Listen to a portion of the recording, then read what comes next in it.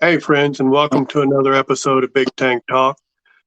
Today, I have the pleasure of introducing to you Mr. Akiva Schechter. He is a singer and quite a talented singer. Akiva, welcome to BigTank Talk. Thank you for having me. It's an honor. Um, this is a pretty simple process. I'll ask questions and just give however much of an answer you want. I won't interrupt, or I'll try not to interrupt. Let me ask you before we get started: do you have a family, or are you just a single man doing this on your own? I have a girlfriend, but I don't have a family. Okay, that's okay because you're a young man. You got time for that yet? Yeah. So we'll just jump right into it then. What first got you into music, and in particular singing? Since I know that's what you do.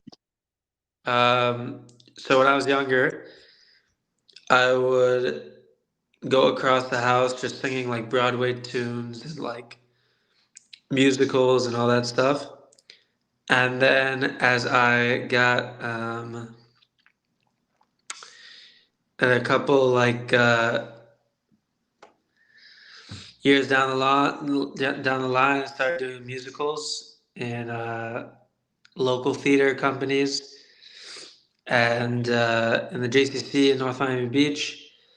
There was when I was in school, there was a theater company like by my right by my school, and I would do a lot of shows there. So I did uh, played Shrek. So I played Donkey in Shrek. I played Corny Collins in Hairspray. I played Cornelius Hackle in Hello Dolly. Oliver and Oliver Twist. So I did a lot of theater as a kid. Um, but before I even had that opportunity, when I was very, very young, I would go. There was a staircase in my house, and I would imitate what I saw in the synagogues and do that like in my house. Like I would go on the staircase and like do the whole motions and get into it, and like it was at the time I didn't realize it was going to be inspirational for people in the future, but I feel like that's going to be very inspirational for people in the future. um, and I don't like plan these things, but it is fascinating. And then basically a couple of years later down the line, when I was in yeshiva in Israel, because I went to yeshiva in Israel, I did a music video for the state of Israel. It's called V'yomar B'yamahu, and it's on YouTube. But what's fascinating about that is it's almost like profited that this was going to happen, like that, like that, with everything happening in Israel and Palestine, everything happening in the war. It's like that video is like what the world needs to hear right now. And it's like, this is the song that people need to hear today. It's called V'yom Remehu. It's all about the world is going to know that there's a God. It's like the song of like, I'm not trying to brag, but it's like the generation. Like this could be like, this could be huge for people. And it can inspire people and help people. But little did I know that 2 years down the line, I was going to come out with a song and then it would be relevant today, like with everything happening in the world. And then a couple of years later, I come out with a song called Sadik, and that song is about. There's a famous phrase in Judaism called Sheva Yipol Tzadik V'Kam, and that song talks about, even though sometimes I fall, I will get back up, stand taller, which is like everything is happening in the world right now. We have to get back up and stand taller to things that are like you could say it's a coincidence, but it's crazy. And then years later, I come out with a song called "Life Is Short," and that song "Life Is Short" is on my Spotify page. And with all that happening right now, yeah, it's getting plays and this and that. But as like in the right time when it like builds and blows up, that song can be played in Vegas, all over the world. And like I can see all my songs being played all over the world. But yeah, go on. Oh no, I appreciate it. Obviously, this is not something you just decided one day I want to be a singer. No. And also, obviously, being in theater, you do some acting as well. Yeah. I do. I started going on my Instagram a couple of years ago and doing, Trump, like, you're so fantastically wrong. A lot of people are asking me a lot of questions. But what I can tell you is, my name is Donald. What can I say? And I did that. And I did Elvis Presley, like, wise man say. I did that stuff. I did Jim Carrey. Alrighty then. So I have like all these characters kind of building up in the in my life that I haven't even began to realize it's kind of creative at the same time because it has like all these people being built. So it's not like there's not like one Akiva. There's like 25 Akivas because they're all different types of personalities. I'm not saying I'm like a different type. I'm not saying like I'm personalities. I'm just saying like it's creative because I'm able to switch into character to character to character to character. Kermit the Frog here. How is everybody? How's everybody doing? How's it going? I can do that. I do Elmo. La la la la la la la la Elmo's one. So it reminds people of a person that used to be in this world named Robin Williams. Which Robin Williams was a genius. I'm not saying I'm Robin Williams. I'm just saying I have his soul in me, and I look forward to using it in the right time for people and making people laugh and making people smile all over the world. I would go a step further and say, based on what you're telling me and what I've seen, you have ability to create characters within yourself that will evoke a good response from people. Yeah, that's interesting. So let me ask you: well, I know you sing. Do you write songs? I do. So "Life Is Short" is something I wrote, and I have a new song coming out very, very soon. I'm really, really excited. And that song's going to be like a jazzy song. It's unique. It's different. It's just completely like totally unique. Like, I mean, it's like a Sinatra type of feel, but it's like different because it's me. And I'm not Sinatra. I'm Akiva Schechter. I'm a different person completely. So, but I feel like that's what it means to be an artist is to create something out of midair. Like this is literally me in the shower thinking of like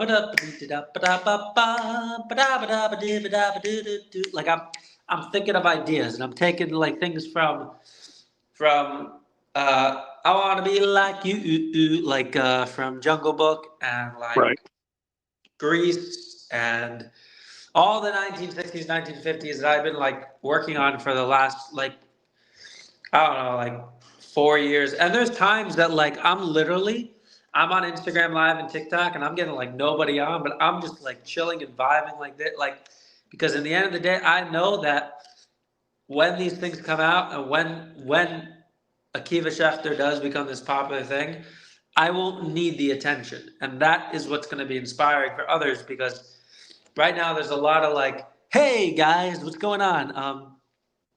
Share the live, tap the screen, this and that, like, and it's like wonderful, great, but you are attention like whatever they're doing their thing. I'm just saying, like, it's gonna be like a different thing. Like, I'm creating something unique and totally different. Like the idea of you don't need fame to make your life. Fame will come to you, type of thing. Like a person doesn't like fame is a wonderful thing, but it could also be, whatever. I'm just saying, like, that idea of like needing something Right. versus you're an artist, you're creating, and if it happens, wonderful. If it doesn't, great. But you'll still be creating and making music and making millions and millions of people happy around the world. Whether you get the recognition or not, but you get the recognition in heaven, that's for sure. So, yeah, that's something I thought about. I can appreciate that. So let me ask you, a- a- is there a particular song that you love singing more than any other? Um, I like a lot of Frank Sinatra. So, like, strangers in the night, exchanging glances, wandering in the night, what were the chances? Or, like, fly me to the moon and let me play among the stars. Or, like, the Bee Gees, I love the Bee Gees. Stay alive, just stay alive.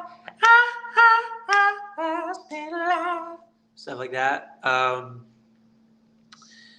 And I always loved Josh Groban as a kid. I love a lot of Jewish music. I love pop, Broadway. I love Broadway songs. I love Les Miserables. It's one of my favorite musicals of all time. Which my favorite song from there would have to be. Um, I love "On My Own," pretending he's beside me. I love that song. I love empty chairs at empty tables, where my friends will meet no more. Because Les Miserables is all about like the body you put into it. It's like a different thing. A lot of musicals nowadays are very contemporary, and like Dear Evan Hansen, for example, which Right. is which is more like talkative, pop wise. Which is a different thing. Okay. Now, we were introduced by a mutual friend, Piano Mike. There we Um, go. I know Mike lives in New York, so I assume you live in New York as well. I actually live in Florida. Ah, that's right. He mentioned that.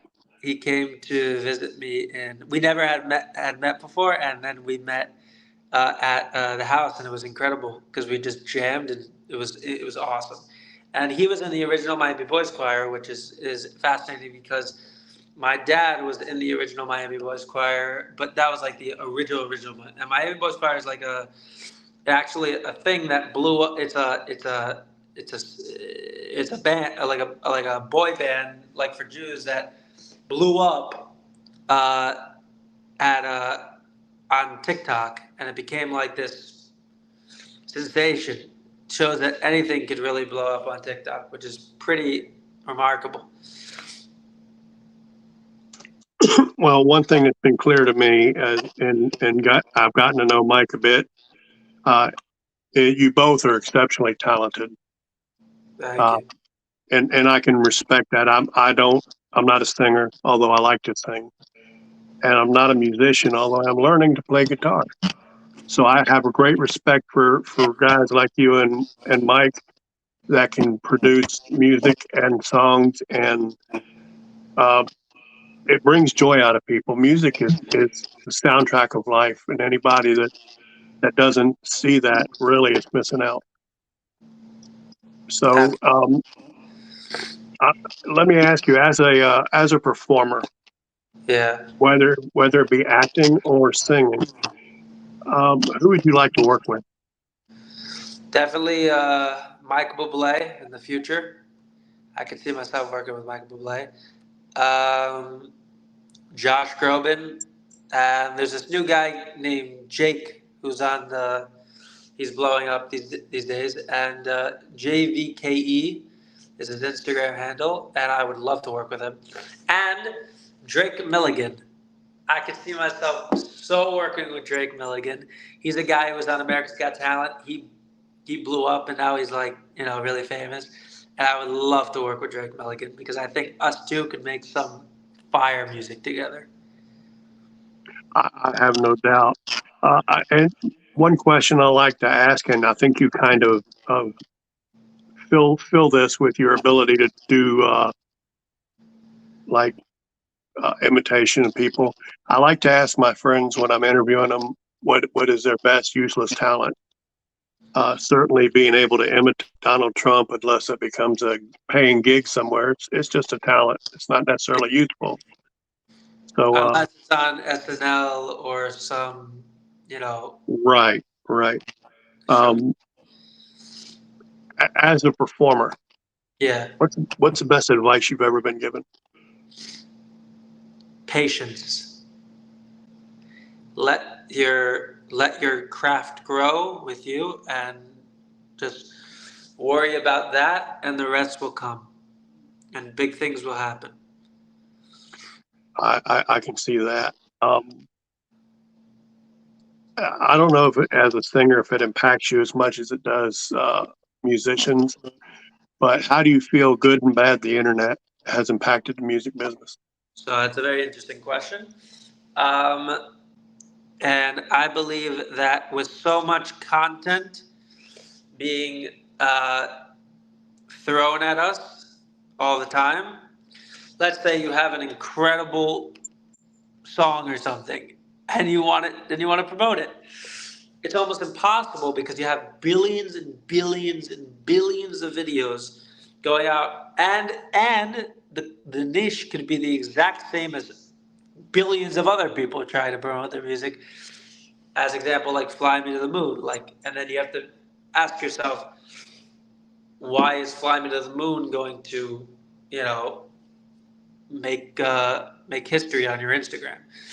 And so you just do the best you can, and then someone will notice you eventually in your life, and take you and build you up, because a lot of it is marketing, and I need to have I need skills with that. So it's like, not it hasn't been easy as far as marketing myself on the Instagram and TikTok, but that's what it's about these days, is trying to work on your marketing skills, because billions of people with billions of videos coming out at the same time, Right. it's almost impossible to know which one's going to blow Grab up. the public's attention. Yeah. Right. I get that. Um, Let me ask you this. If you could change anything about the way the music business works, what would you change? Allow more voices to be heard. That's actually a popular answer, and I really do like that one. I agree with it because there's a lot of talented people that end up working for a living 9 to 5, and they just sing for the pleasure of it because there's only there are a lot of talented people that don't get the opportunity to Yeah, show the world what they can do, and I think that's a shame. that's the saddest part. And there's people like, you know, uh, just not such talented people in the industry that are like blowing to the sky, and you ask yourself why that is. It's a lot is fate, but a lot is how the I wish we could just take the idea of the algorithm out of the picture, and just let everybody be let everybody be heard, let everybody blow up, and let everybody feel what it's like to be wanted and loved. Because, like, let's say you become famous, or someone becomes famous, then you remember those days that, like, a lot of people, like, didn't have. Like, you remember you were once a kid sitting in a chair just being you and having nobody on the screen. So when you have all these billions of people, in a way it becomes like almost, I'm not saying fake, but it's an incredible feeling. But it's Right. like, where was that when I needed it before, type of thing. So it's a very interesting thing. Yeah, I can understand that. So let me ask you, as a performer, Yeah. what's your biggest fear? The biggest fear is, I think one of my biggest fears is, let's say let's say I have a venue, and like you work really, really, really hard, and you only get like 100 or 200 people in the whole audience, and that's it. Like that's hard because you work so hard for that moment, and then just not everybody showed up, and it was like really, it's upsetting because it's like when a person works, it's like when a person works hard for something like a math test, and then imagine you work hard for a math test, and then all the questions are different than what you've been working and working and working towards for like, I don't know, three months already. I've been working on this test, and then everything is completely different. That's what it would feel like if like I worked really, really, really hard, and then nobody shows up. Okay. One last question. Yeah. Where do you see yourself in the future? 5, 10, 15 years down the road? I do see myself becoming more famous, known, but for the right reasons. I see myself uh, being called like the next Elvis Presley or whatever, stuff like that. I see myself getting the opportunities that I've always wanted my whole life, and I see myself um, selling out millions and millions of stadiums across the world. I love that confidence. Now, at this point, and it's something I didn't do for Mike, so this will be new. If he watches your interview, he'll notice he didn't get this opportunity. But I'm offering the people I interview an opportunity to do a shout out, be it for a person, for a song, for an event, whatever. The option is yours to do a shout out. For sure. Can I shout out two people? Sure. Shout out my parents for the unbelievable support that they have given me and through my life. And shout out to uh, my girlfriend who's been there on my side for now 2 months, and is, no matter how hard it has been for us, and the struggle, we keep working hard and doing the best we can. It's valuable to have a support system that you can rely on when you're going through this process to achieve what you want to achieve. Most definitely.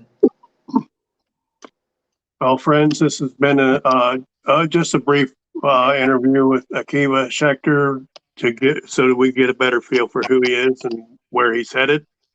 I appreciate you taking the time to watch the interview. If you feel like there was a question I should have asked and didn't, please put that in the comments. I do read every comment, and I will note those for future interviews.